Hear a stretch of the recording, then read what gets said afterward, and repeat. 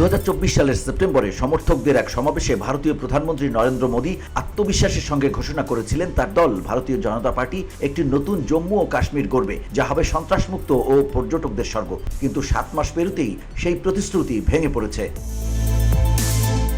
2025 সালের 22 এপ্রিল কাশ্মীরের পেহেলগাম শহরে এক বন্দুকধারী গোষ্ঠীর হামলায় 25 জন পর্যটক ও একজন স্থানীয় ট্যাটু চালক নিহত হন। এ হামলার পর ভারত পাকিস্তান সম্পর্কে চরম উত্তেজনা ছড়িয়ে পড়ে। ভারত হামলার জন্য পাকিস্তানকে দায়ী করলেও ইসলামাবাদ সে অভিযোগ অস্বীকার করেছে।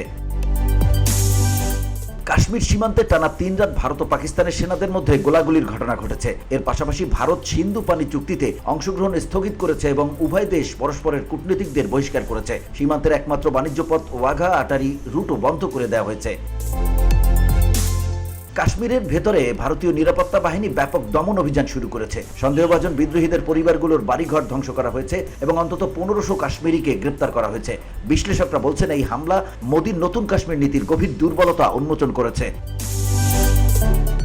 বিশ্লেষকরা বলছেন মোদী সরকার কাশ্মীর সমস্যাকে মূলত পাকিস্তান সম্পর্কিত বৈদেশিক নীতির অংশ হিসেবে দেখছে, অভ্যন্তরীণ রাজনৈতিক সমাধানের দিকটি উপেক্ষা করছে। কেন্দ্রীয় স্বরাষ্ট্রমন্ত্রী অমিত শাহ হামলার 2 সপ্তাহ আগে কাশ্মীরে নিরাপত্তা বৈঠক করলেও নতুন মুখ্যমন্ত্রী ওমর আবদুল্লাহকে সে বৈঠকে রাখা হয়নি।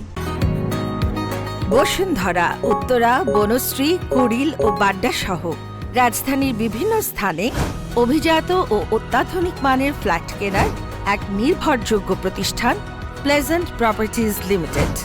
তাই আপনার স্বপ্নের আবাসনের জন্য আজই যোগাযোগ করুন।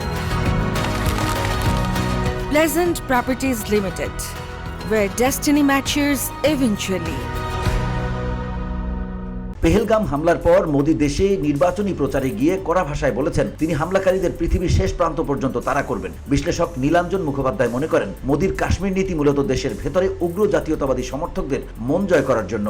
কিন্তু সুমন্ত বোসের মতে বিজেপির কাছে কাশ্মীর কেবল রাজনৈতিক বিষয় নয়, বরং একটি আদর্শিক যুদ্ধক্ষেত্র। ফলে সরকারের নীতিতে কোনো তাৎক্ষণিক পরিবর্তনের সম্ভাবনা নেই। হামলার পর ভারত জুড়ে কাশ্মীরি ও মুসলিমদের বিরুদ্ধে সহিংসতা বাড়ছে। চিকিৎসা পরিষেবা অস্বীকার করা হচ্ছে, বাড়ি থেকে উচ্ছেদ করা হচ্ছে। পরিস্থিতি আরো জটিল হয়ে উঠছে সামাজিক মাধ্যমে মুসলিম বিদ্বেষী প্রচারণার মধ্য দিয়ে।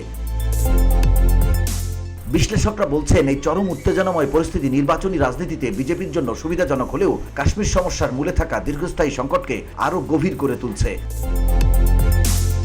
VOD Bangla news desk.